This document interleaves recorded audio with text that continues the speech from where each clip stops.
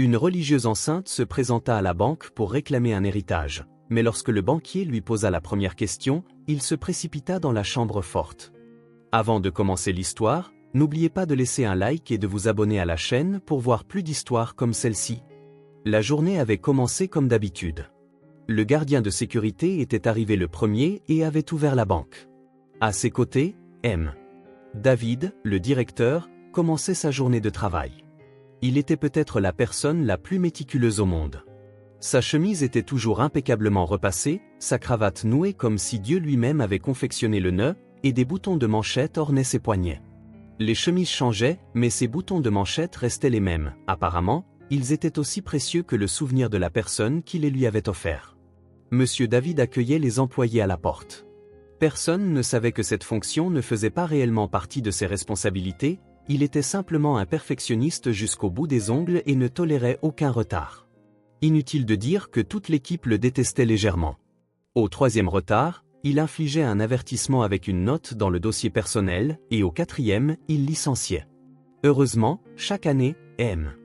David effaçait tous les péchés de ses collègues, leur permettant de commettre à nouveau leurs petites erreurs. Beaucoup le croyaient être un robot, et non un humain.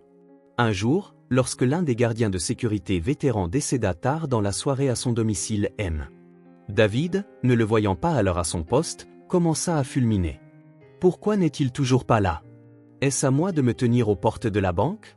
cria-t-il.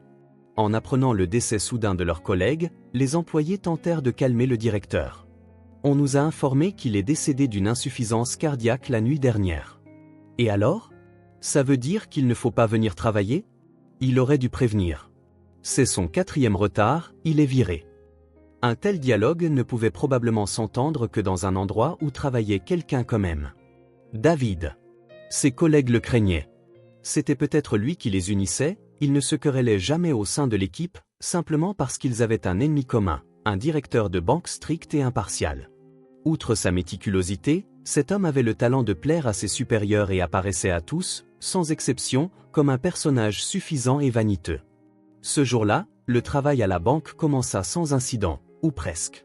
Le gardien de sécurité eut une demi-minute de retard et se fit réprimander vertement par M. David. Il était amusant de voir ce petit homme en cravate sermonner le grand gaillard baraqué en uniforme. Après avoir enduré la tirade furieuse et reçu son deuxième avertissement de l'année, le gardien de sécurité rejoignit son poste. Lorsque le directeur partit, l'air devint immédiatement plus respirable et la vie parut plus belle. Vers midi, alors que les grands patrons se préparaient à déjeuner, une jeune femme s'approcha du bâtiment. Elle était jeune et mince, son corps couvert par un habit de religieuse ou quelque chose de très similaire. La visiteuse était de toute évidence une sœur ou une mère de l'église. Le gardien de sécurité fut légèrement déconcerté, car la jeune femme possédait une autre caractéristique frappante par rapport à son environnement, elle était enceinte. Son grand ventre rond proéminait, suggérant qu'elle était au moins dans son 7e mois. Le gardien haussa les sourcils de surprise, mais la femme le regarda calmement.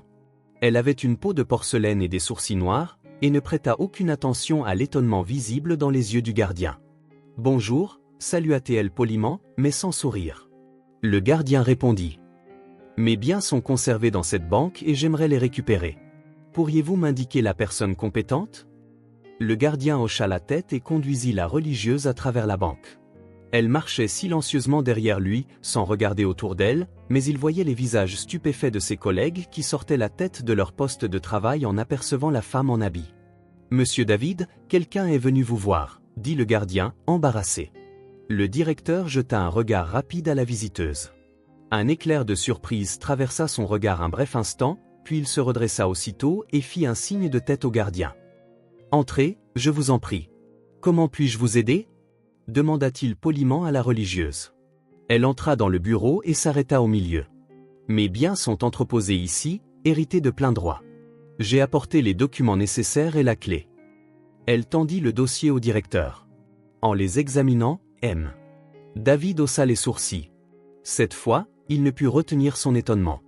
Il regarda attentivement les documents, puis déplaça son regard vers la visiteuse, avant de revenir au papier. « Y a-t-il un problème ?» demanda-t-elle. Monsieur David s'éclaircit la gorge et secoua la tête. « Je vous prie de m'excuser. C'est juste que c'est une très vieille chambre forte. » Des légendes circulent à son sujet. Je ne pensais pas que quelqu'un viendrait réclamer son contenu de mon vivant. La jeune femme sourit. Alors vous connaissiez mon père, conclut-elle. Tout le monde le connaissait, croyez-moi. C'était un grand homme. Monsieur David réalisa qu'il en avait trop dit et commença à flatter la visiteuse. Cependant, sa confusion était compréhensible. Depuis le début, tout le monde savait qui était Benjamin Ross. Dans les années 1990, il était le principal caïd de la pègre, non seulement dans leur ville, mais dans toute la région. Les rumeurs sur sa cruauté agitaient les esprits, et la police n'osait pas s'aventurer chez lui tant elle le craignait. Benjamin Ross ne criait jamais, il parlait doucement, d'une voix presque mélodieuse, et chaque mot qu'il prononçait était précieux. Aucune entreprise ne s'ouvrait sans son consentement, ces hommes exerçaient leur influence sur toute la ville. C'était un monopole absolu. Il avait tué tant de gens qu'il était terrifiant d'y penser. Certains avaient personnellement été témoins de la manière dont Benjamin pratiquait la torture. En tant qu'ancien détenu, il affectionnait cette méthode, mais utilisait parfois aussi des armes conventionnelles.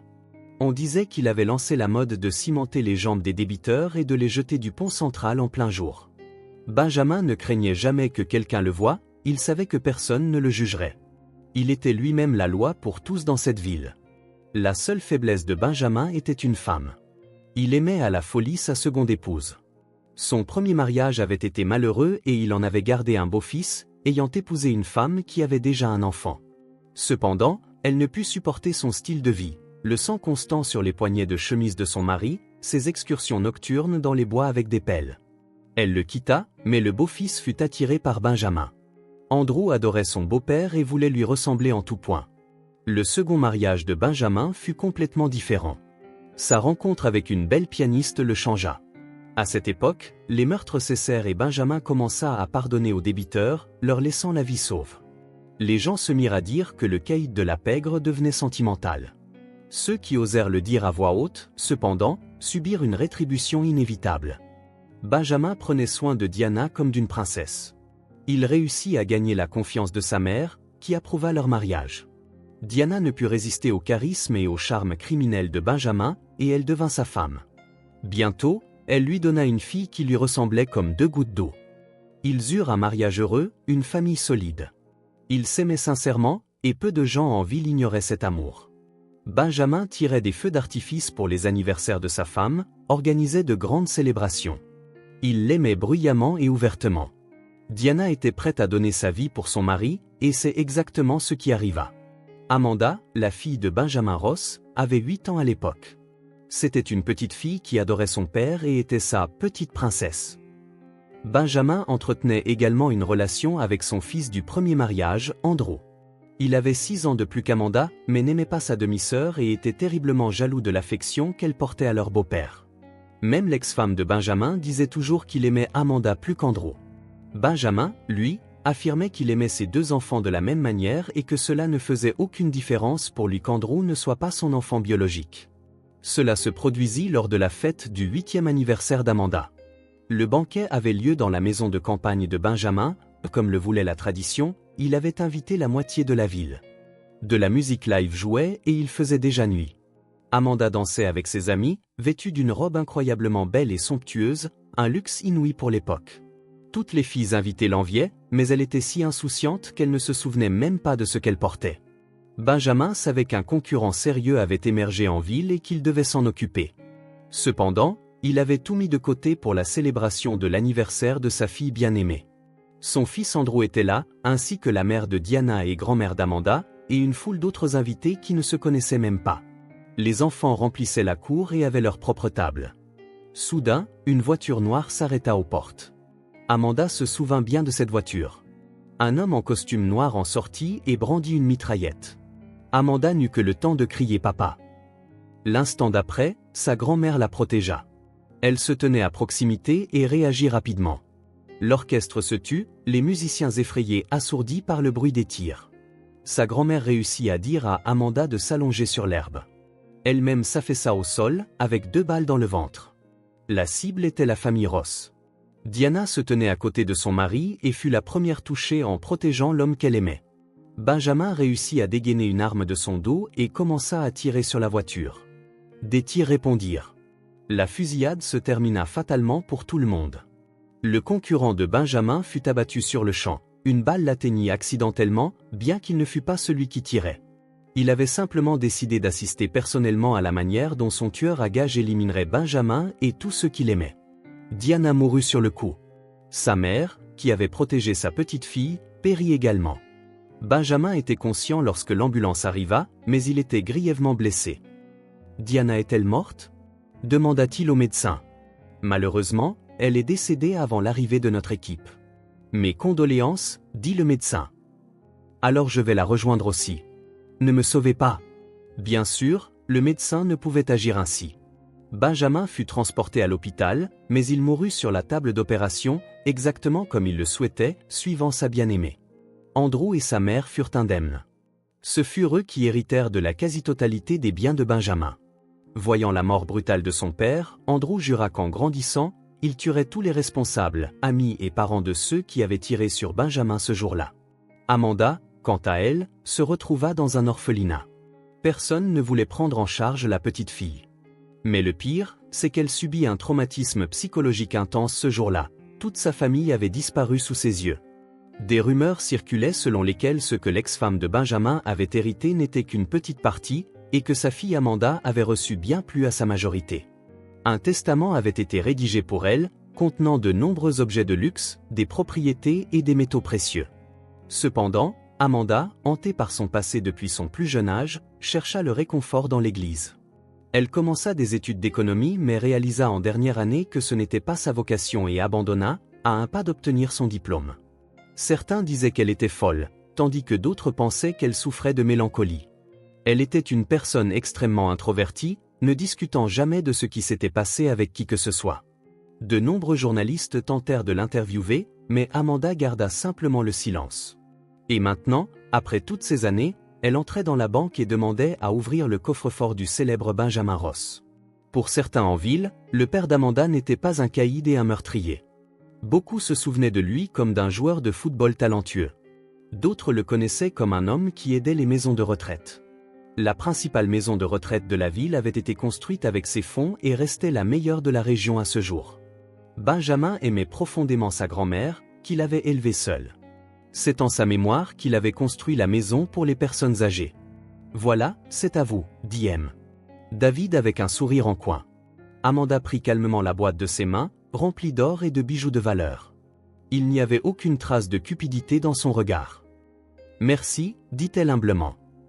Se promener en ville avec ça pourrait être dangereux. Voulez-vous que notre gardien de sécurité vous escorte jusqu'à votre destination? Proposa le directeur, les yeux brillants. Amanda secoua la tête et répondit, non merci, ce n'est pas la peine. Elle s'apprêtait à partir, mais la question de David la retint à la porte. Et que comptez-vous faire avec une telle richesse, si ce n'est pas un secret? Votre père était connu pour sa générosité envers les personnes âgées. Vous devez prévoir de faire un don. Amanda sourit. Oui, l'argent servira à réparer l'église où j'ai vécu. Ils m'ont accueilli dans un moment difficile, et grâce à cela, j'ai rencontré l'homme que j'aime, mon mari. Je veux la rénover et la restaurer pour en faire la meilleure de la région. David hocha la tête respectueusement, lui adressant un compliment. Dès qu'Amanda partit, il s'approcha de son gardien de sécurité et lui ordonna de la suivre discrètement. Amanda monta dans sa voiture et s'éloigna. Quelqu'un l'avait amenée ici et l'attendait de l'autre côté de la rue. Le gardien sauta rapidement dans la voiture du directeur et les suivit. Pendant ce temps, M. David composa le numéro d'Andrew Ross. Monsieur Andrew, votre sœur a visité notre banque aujourd'hui. Oui, elle a récupéré le contenu du coffre-fort. Ne vous inquiétez pas, mon homme la surveille. Je lui ai proposé une escorte, mais elle a refusé. J'aurai bientôt son adresse. Oui, elle a mentionné qu'elle avait l'intention de réparer une église. Vous aviez raison, la fille n'a clairement pas toute sa tête pour dépenser une telle fortune dans un endroit délabré. Avant qu'Amanda ne puisse rentrer chez elle au village, une voiture noire la rattrapa, elle et son mari, à une station-service. Lorsqu'un homme en costume noir sortit de la voiture, ces mêmes souvenirs d'enfance terrifiants envahirent l'esprit d'Amanda. Elle se figea de peur. L'homme s'approcha d'elle, pointa une arme sur son abdomen et cria « Donne tout, vite, bouge !» Darren, le mari d'Amanda, réglait le paiement avec le caissier. Il ne remarqua pas immédiatement le voleur au milieu du bruit des voitures qui passaient. Quand il le vit, Amanda avait déjà tout donné et étouffait des sanglots de peur et de panique. L'homme en costume sauta rapidement dans sa voiture.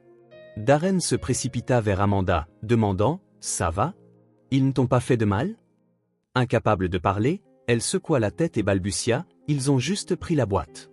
Reste ici, je reviens tout de suite. Je vais attraper ces salauds.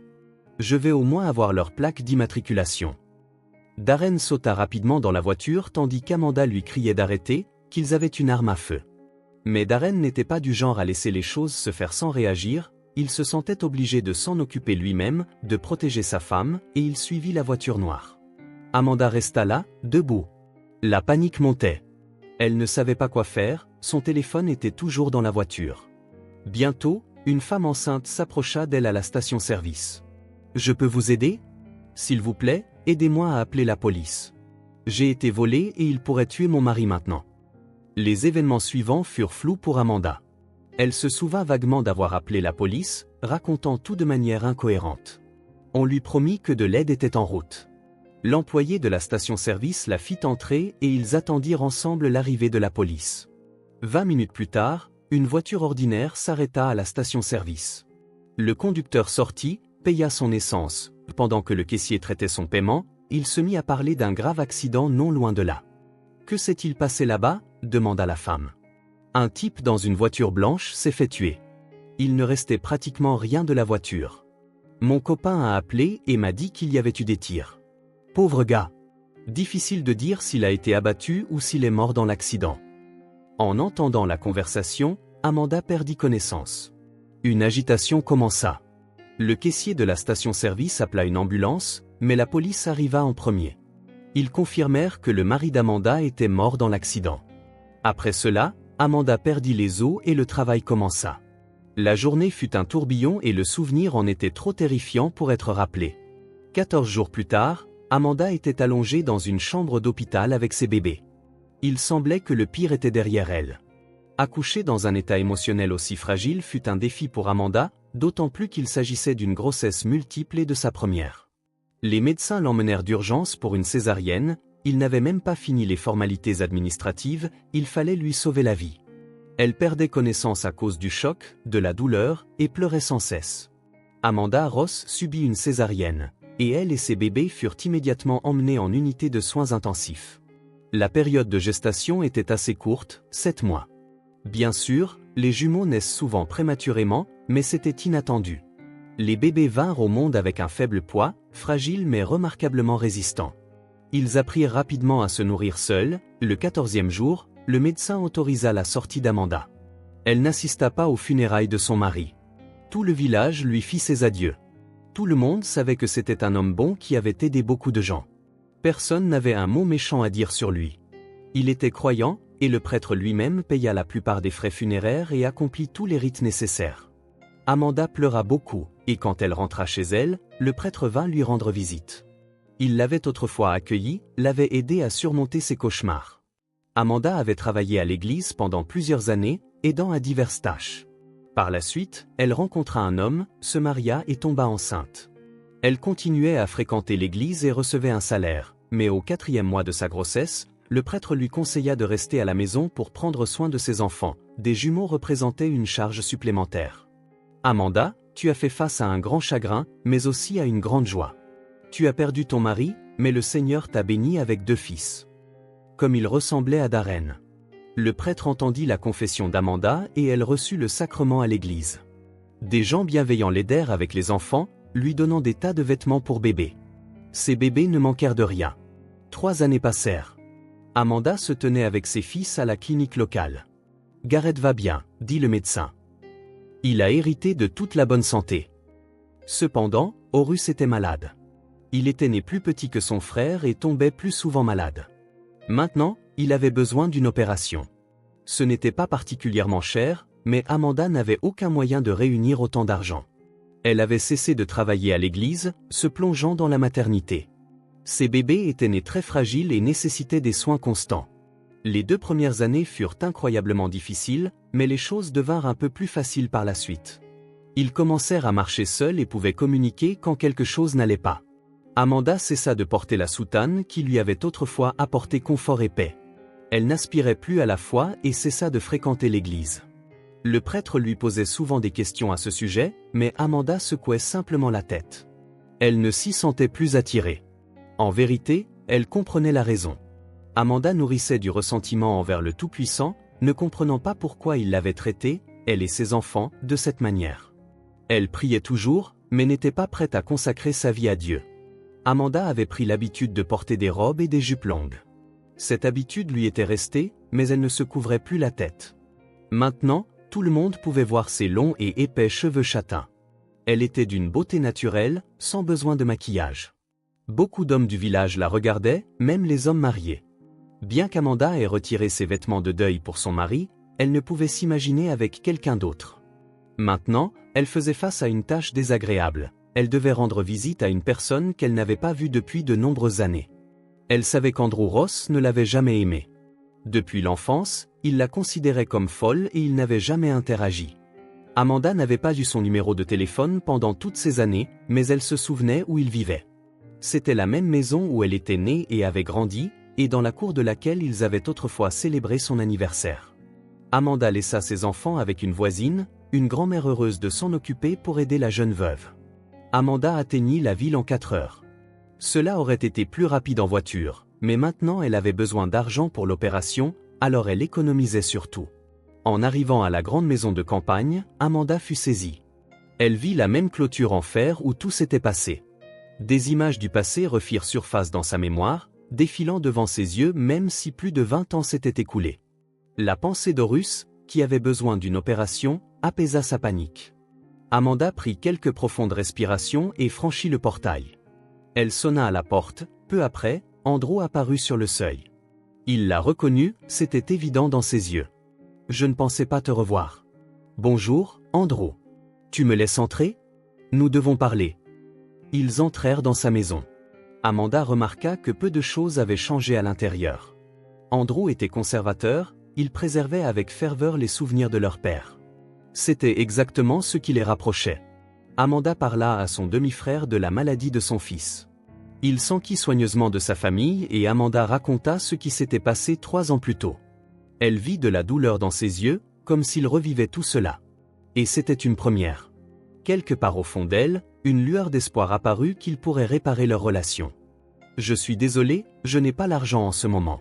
C'est la crise, j'ai du mal à joindre les deux bouts. Mais je vais quand même t'aider. » Andrew sortit quelques billets de sa poche et les tendit à Amanda. Elle se sentit gênée, mais elle accepta. « Merci, je comprends. Appelle-moi si tu as besoin de quoi que ce soit. Je serai heureux de discuter. Tu peux rendre visite à tes neveux. » Andrew hocha brièvement la tête. Il était clair qu'il n'avait pas l'intention de renouer les liens. Alors qu'Amanda se levait et se dirigeait vers la porte, Andrew l'appela. « Tu sais, il y a quelque chose que je pourrais faire pour toi, après tout. Si tu acceptais de me vendre tes parts dans l'entreprise, il y aurait assez d'argent pour couvrir l'opération, dit-il. » Amanda soupira. Elle n'avait même pas pensé à ce dossier. Elle n'en avait entendu parler qu'à la lecture du testament de son père, quand elle avait hérité de parts dans l'entreprise. Elle avait alors 18 ans. C'était un autre anniversaire de la mort de ses parents, le 10e. Benjamin, l'avocat de la famille, était venu la voir et lui avait remis de nombreux documents de valeur, un compte en banque et les clés du coffre-fort qui avaient finalement conduit à la perte de son mari. Amanda savait que c'étaient des richesses tachées de sang. Elle était allée à l'église pour prier pour les péchés de son père et n'avait aucune intention d'utiliser sa fortune. Ce n'est que lorsque des rumeurs commencèrent à circuler sur le délabrement de l'église, qui pourrait devoir fermer jusqu'à ce que des fonds soient collectés pour les réparations, qu'elle décida de prendre ce que son père lui avait légué. « Je n'ai besoin de rien, tu le sais. Si tu veux acheter les parts, je te les vends. Mais tu as dit que les temps étaient durs et qu'il n'y avait pas d'argent, » dit Amanda. Andrew hésita. « Les autres actionnaires m'aideront. Ils ont posé la question. On trouvera une solution. » Amanda accepta, apporta les documents, bien qu'elle n'ait pas été formée pour cela, elle comprenait excellemment les questions financières. Pendant un certain temps, elle s'en était occupée à l'église, aidant le prêtre avec la comptabilité. Il avait toujours dit qu'Amanda aurait fait une excellente économiste. Quand elle alla voir Andrew, elle lui tendit les papiers et il avait déjà préparé l'acte de transfert des parts. « Un acte de donation ? Tu avais promis de m'acheter les parts. » Bien sûr, voici l'argent. C'est à toi. C'est exactement le montant que tu as demandé pour l'opération, dit Andrew. Amanda lut rapidement les documents. Les parts valent 10 fois plus. Ce sont des temps difficiles maintenant, comme je te l'ai dit. Je ne peux pas te donner plus pour ça. Non, si tu n'en veux pas, tu peux les garder. Amanda hocha rapidement la tête. Je n'en ai pas besoin, même gratuitement. Merci, tu m'as aidé. Elle lui sourit sincèrement, le remercia et quitta sa maison avec l'argent. Il aurait pu simplement lui prêter cette somme, mais il avait besoin des parts de l'entreprise de son père. Andrew réussit à maintenir l'entreprise à flot et ouvrit même une filiale dans une ville voisine. Amanda croyait avoir bien fait. Il l'avait peut-être contrainte à agir ainsi, mais ses parts ne lui servaient à rien. Après ce qui était arrivé avec Darren, elle avait même peur de toucher à l'héritage de son père. Bientôt, l'opération de son fils fut programmée. Le deuxième enfant était gardé par la matrone. Amanda prit Horus et se rendit avec lui à l'hôpital de la ville. Les analyses de votre fils sont bonnes.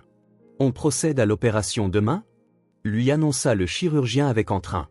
Pour toute mère, une opération pour son enfant est terrifiante. Elle était très anxieuse et pleura presque toute la nuit. En sortant dans le couloir, elle bouscula un homme. Il était grand, blond et avait une apparence douce. « Excusez-moi » s'excusa timidement Amanda. « Quelque chose ne va pas » demanda-t-il. « Non, rien, tout va bien » répondit Amanda. « C'est juste que mon enfant se fait opérer demain et je suis nerveuse. » L'homme soupira. « Ma fille a été opérée aujourd'hui. C'est le même type d'opération ?» Il avait surpris une conversation avec l'anesthésiste. Plus tard dans la soirée, un médecin s'était approché d'Amanda. Alors que tous les autres médecins l'assuraient que tout irait bien et que l'opération ne durerait qu'une demi-heure, ce médecin avait commencé à effrayer Amanda, lui disant qu'ils allaient induire un état de coma artificiel. « C'est presque comme mourir », avait-il dit. Il avait ajouté qu'il ne fournirait pas une bonne anesthésie et lui avait suggéré d'acheter un excellent médicament que les enfants tolèrent mieux. Amanda vida son portefeuille. À partir de ce moment, elle ne put cesser de s'inquiéter en se remémorant cette conversation. Elle laissa échapper un soupir. « Savez-vous qu'il n'y a pas d'autres médicaments ? Ils prennent cet argent et c'est tout. Ils effraient intentionnellement les parents, dit-il. »« Vous n'avez pas payé ? » demanda-t-elle. « J'ai payé, mais ensuite une infirmière me l'a dit, » répondit-il. « Mais c'est terrible. Pourquoi font-ils ça ? Je n'arrive plus à me calmer maintenant. » L'homme soupira. « La cafétéria ne ferme pas la nuit. Allons prendre un thé. J'en ai à la mélisse. » Il montra une boîte de sachets de thé et sourit. Amanda hocha la tête. Elle jeta un coup d'œil dans la chambre pour s'assurer qu'Horus dormait profondément et suivit l'inconnu. La cafétéria était calme, stérile et vide. Pendant la journée, il y avait toujours quelqu'un, mais la nuit, l'atmosphère était différente. « Je m'appelle Austin », se présenta l'homme. « Amanda. Enchanté. » Austin lui raconta qu'il élevait sa fille seule depuis sa naissance. Sa femme n'avait pas survécu à l'accouchement, elle avait de nombreuses maladies. Elle avait eu une pneumonie pendant la grossesse et leur fille avait à peine survécu. Austin travaillait aux urgences, mais seulement 2 jours. Sa famille vivait quelque part à la périphérie du pays, incroyablement loin, et il n'y avait personne pour l'aider avec l'enfant. Cependant, ils avaient réussi à réunir de l'argent pour le traitement de leur fille. « Amanda, ne t'inquiète pas. L'opération est simple, à peine plus complexe qu'une appendicectomie. Et le chirurgien ici est merveilleux. Je le connais, il enseignait à notre institut quand j'étais étudiant. Ils ont même essayé de le débaucher pour la capitale, mais il n'est pas parti. Il n'y a rien à craindre. L'anesthésiste, bien sûr, exagère, mais Dieu est son juge. » Ils parlèrent presque toute la nuit.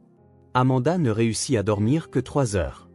Horus se réveilla peu après, et quelques heures plus tard, le médecin arriva. L'opération fut la chose la plus effrayante. Confier son petit était si difficile, mais Amanda le fit avec un sourire pour ne pas effrayer son enfant, bien qu'il pleurât quand même. Dès qu'ils l'emmenèrent, Austin s'approcha d'Amanda. « Maintenant, ne t'effondre pas. Ressaisis-toi. Les enfants sentent l'humeur de leur mère. Je pouvais me permettre de pleurer, mais pas toi, » dit-il fermement. Amanda, qui était déjà au bord des larmes, s'arrêta soudainement. « Attends, tu as pleuré ? » ?»« Non, je me suis rasée pendant ce temps, j'ai pris une douche. Quand je suis revenue, ma fille dormait déjà sur le lit. Elle a dormi encore 1 heure et quand elle s'est réveillée, elle avait l'air drôle. Ils sont assez comiques après l'anesthésie. On les regarde et on a l'impression que la lumière est allumée, mais qu'il n'y a personne à la maison. Amanda éclata de rire. Austin ne la quitta pas un instant pendant l'opération. Quand ils ramenèrent Horus et l'informèrent que tout s'était bien passé, elle sourit joyeusement. « Merci. J'aurais pleuré toutes les larmes de mon corps sans ton soutien, » dit Amanda. « Les mères célibataires doivent se soutenir mutuellement, » lui fit-il un clin d'œil. Ils parlèrent tout le temps jusqu'à leur sortie. Cela se produisit le même jour, mais Austin et Amanda échangèrent leurs numéros. Il s'avéra qu'ils n'habitaient pas très loin l'un de l'autre. Austin vivait dans un chef-lieu de district à seulement 50 km du village où Amanda s'était installée. Ils commencèrent à s'appeler et à communiquer. Environ un mois plus tard, Austin appela Amanda et lui dit « Vivons ensemble. T'appeler, c'est bien, mais j'aimerais te voir à mes côtés tous les jours. Et ce serait plus facile pour toi aussi. Ma Sophia a besoin d'une mère, et tes garçons ont besoin d'un père. Peut-être qu'on aura même un enfant ensemble.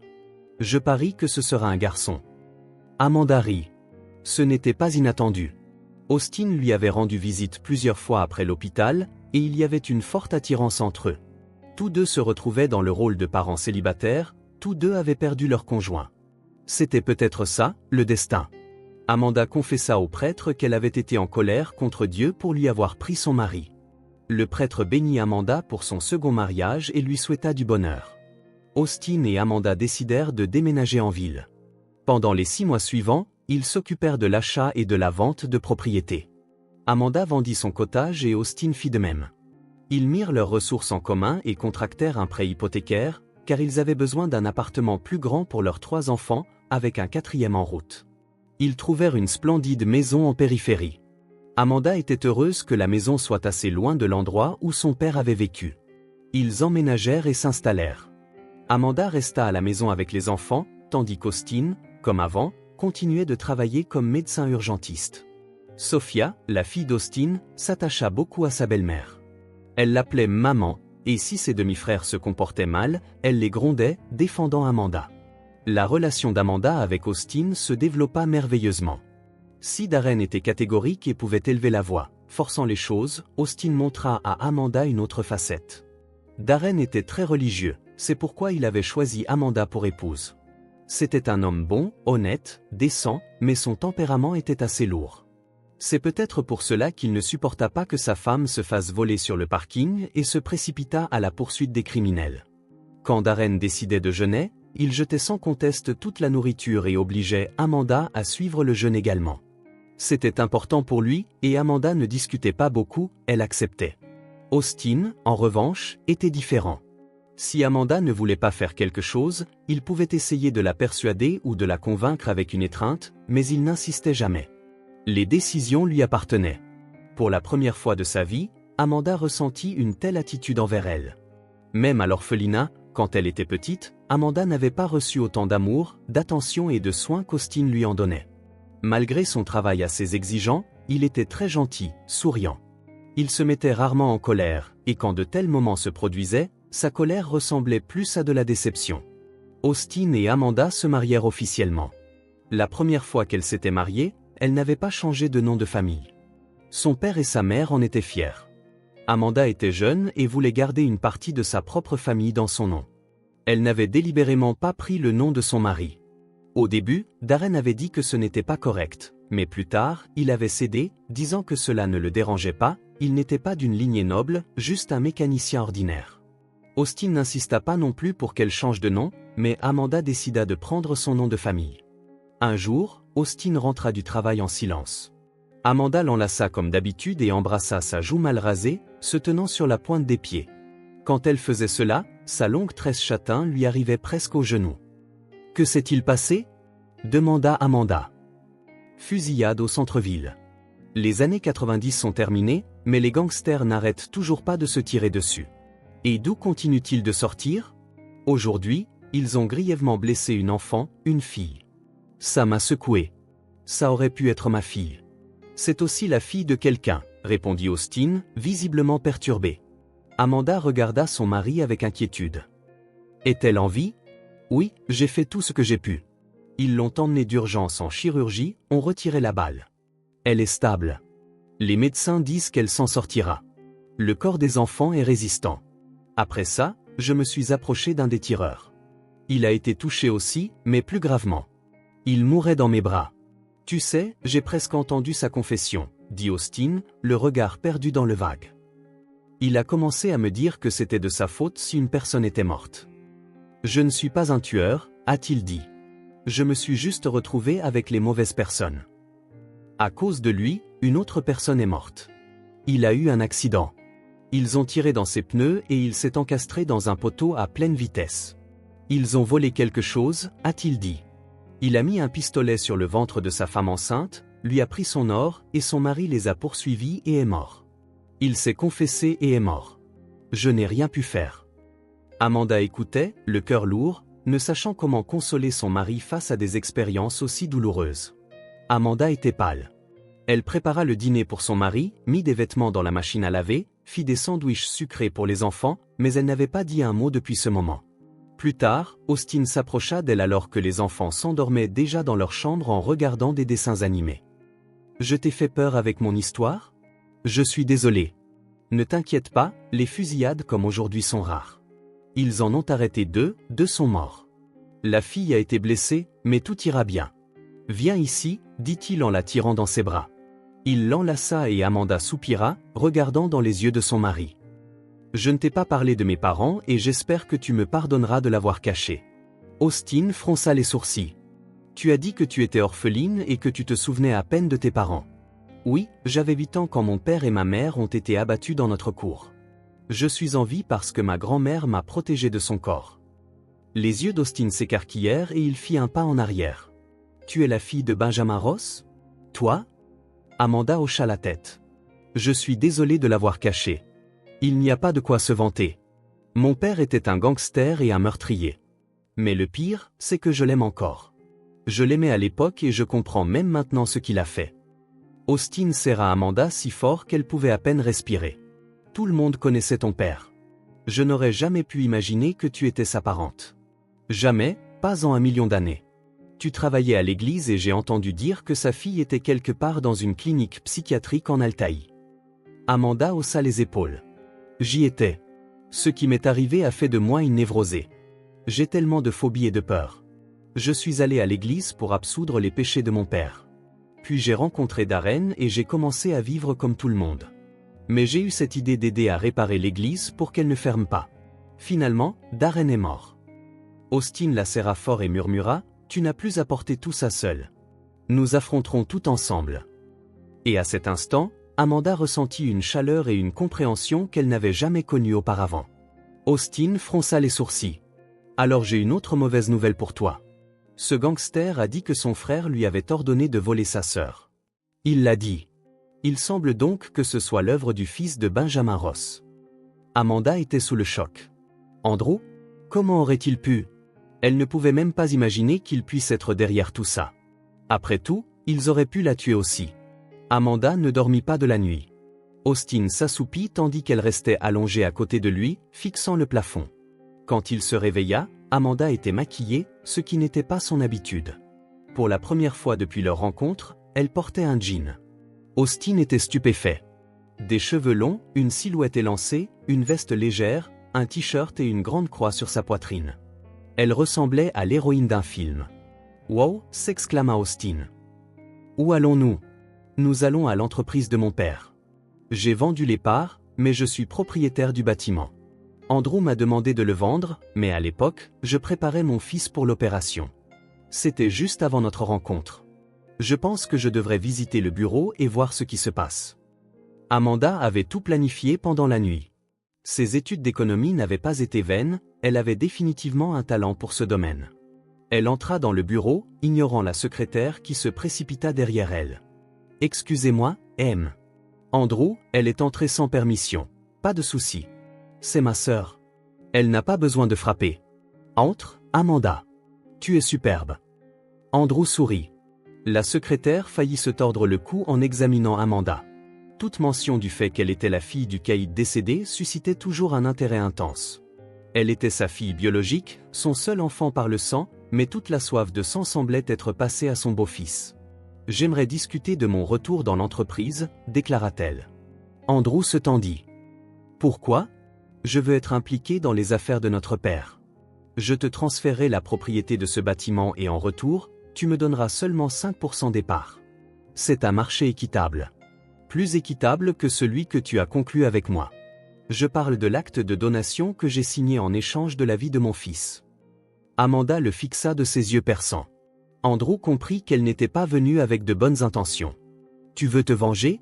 Je dois te dédommager? Allons, nous sommes de la famille. Pourquoi de l'argent? Je veux juste être impliqué dans ce que mon père a fait, pour en tirer un petit profit, comme les autres actionnaires. Je pourrais trouver un autre bureau, suggéra Andrew. Tu pourrais, mais pourquoi? C'est exactement le bâtiment où notre père a commencé ses affaires. C'est sa mémoire. J'ai passé des années à vivre avec cette tragédie, mais maintenant je veux être avec toi. Je n'aspire pas à être la PDG, je n'ai besoin que de 5% au maximum. Je veux juste aider. Bien sûr, Andrew ne crut pas Amanda, mais il accepta ses conditions. Il ne pouvait pas déménager dans un autre bâtiment. Andrew tenait en haute estime tout ce qui était lié à la mémoire de son père. Amanda prit la direction de l'entreprise. Austin n'aimait pas qu'elle s'implique dans tout cela, il craignait qu'elle ne finisse comme ses parents. Mais elle n'avait pas peur. La vengeance l'avait consumée. Laisse-le tranquille, que Dieu soit son juge, plaida Austin. Je suis déjà dans l'entreprise. J'ai accès à ses papiers. Bientôt, je déjouerai le directeur financier et verrai les vrais papiers. Austin n'avait jamais vu Amanda en femme d'affaires, mais elle en était devenue une. Elle commença à s'habiller de manière plus à la mode et à gagner beaucoup d'argent. 6 mois passèrent. Le directeur financier fut renvoyé de manière déshonorante. Amanda trouva une pile de documents montrant qu'il détournait des fonds de l'entreprise. Elle n'eut même pas besoin de le piéger. Tout ce qu'elle eut à faire fut de fouiller minutieusement son bureau et de trouver les documents nécessaires. Elle les montra à Andrew. Le lendemain, le directeur financier disparut. Amanda fut effrayée par cela. Que lui arriverait-il quand Andrew réaliserait qu'elle n'était pas là pour gérer l'entreprise de son père? Amanda prit le poste de directrice financière. En 6 mois, elle réussit à gagner la confiance d'Andrew et à devenir sa partenaire en affaires. Andrew voyait en elle des traits de son père bien-aimé et se rapprocha d'elle. Pour lui, Amanda devint l'un de ces objets sacrés qu'il associait à Benjamin. Il réalisa qu'Amanda était de sa chair et de son sang. Il commença à la consulter, à lui faire confiance. De plus, elle excellait vraiment en finance. Bientôt, Andrew lui dévoila toutes ses cartes. Elle vit les vrais documents et faillit s'évanouir. Les affaires d'Andrew reposaient sur le sang, les menaces et les pots de vin. L'entreprise ne faisait rien d'utile, elle aidait simplement son frère à s'enrichir et fournissait des emplois à des individus tout aussi peu scrupuleux. Amanda ne s'était jamais attendue à une telle duplicité de sa part. C'était comme si l'esprit de son père s'était réveillé en elle. Elle mentait à Andrew, le regardant droit dans les yeux. Si un prêtre la voyait, il penserait que le diable avait pris possession d'Amanda. Elle compila un énorme dossier d'informations compromettantes sur Andrew, mais avant de l'utiliser, elle se rendit sur les tombes de ses parents. Amanda le fit vraiment, car ses sentiments étaient mitigés. Elle avait vécu toute sa vie dans un état de conflit interne, aimant et détestant simultanément son père. S'il n'avait pas été un monstre sanguinaire mais avait vécu comme tout le monde, tout aurait été différent. Même son mariage avec sa mère et sa propre naissance n'avaient pas détourné Benjamin du chemin sanglant. Amanda arriva sur la tombe et déversa tout ce qui la tourmentait devant l'imposant monument avec sa photographie. Elle raconta comment Andrew l'avait traitée, elle et son premier mari, comment ses supplications étaient restées sans réponse et comment il s'était emparé de toutes les parts de l'entreprise par la ruse. « Souhaite-moi bonne chance, papa, dit-elle. Elle déposa 2 roses rouges sur sa tombe et partit, sans remarquer le grand oiseau noir qui se posa immédiatement sur le monument, la regardant s'éloigner. Le lendemain, Amanda se rendit chez l'enquêteur à la retraite qui avait tenté pendant des années de mettre son père en prison.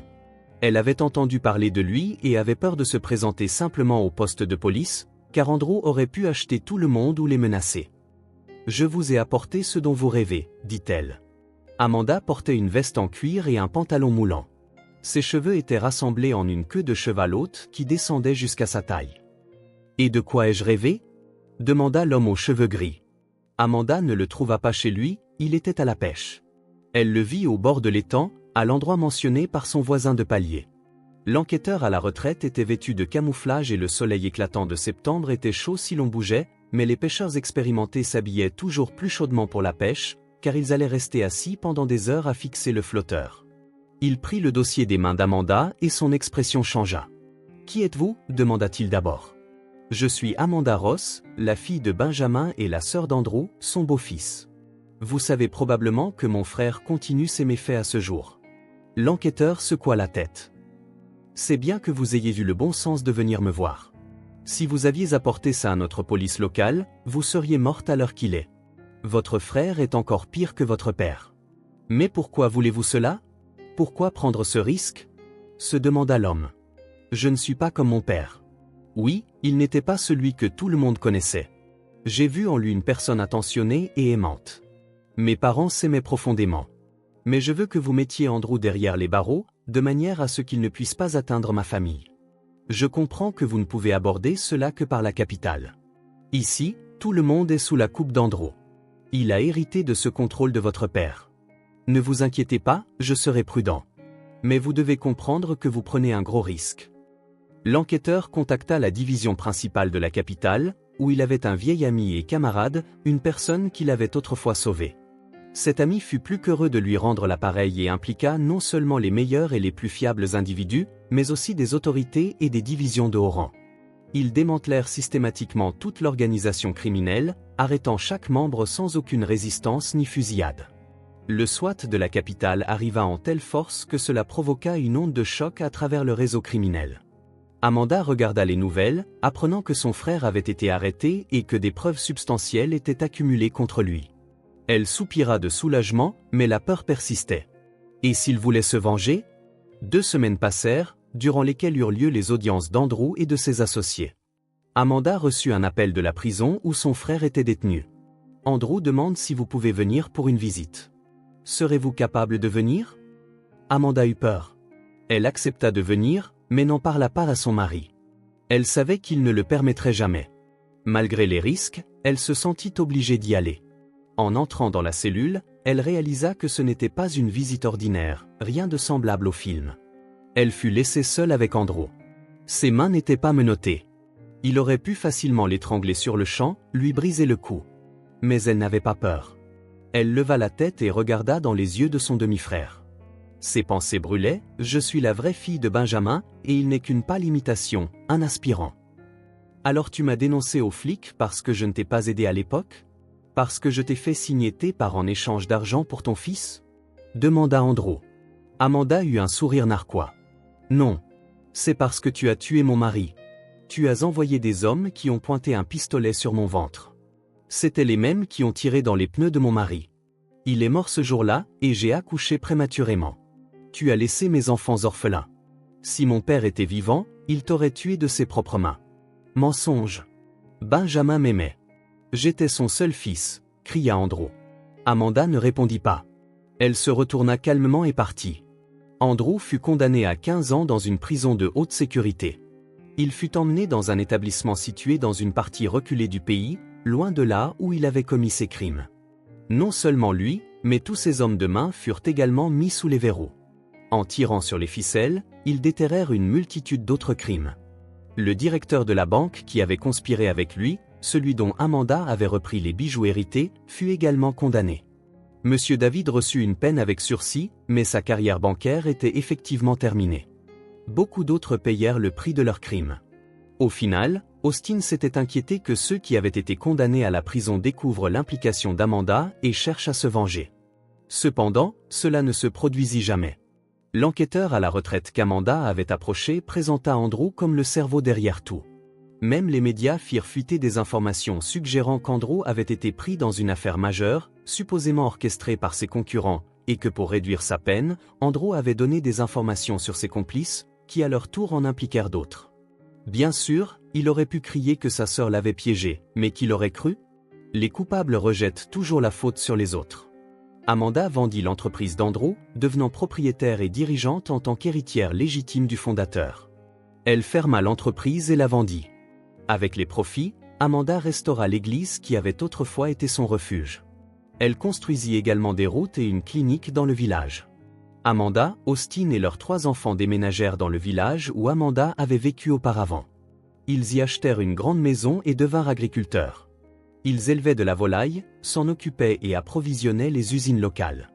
Et bientôt, Amanda découvrit qu'elle attendait un autre enfant. Une échographie révéla que ce serait un garçon.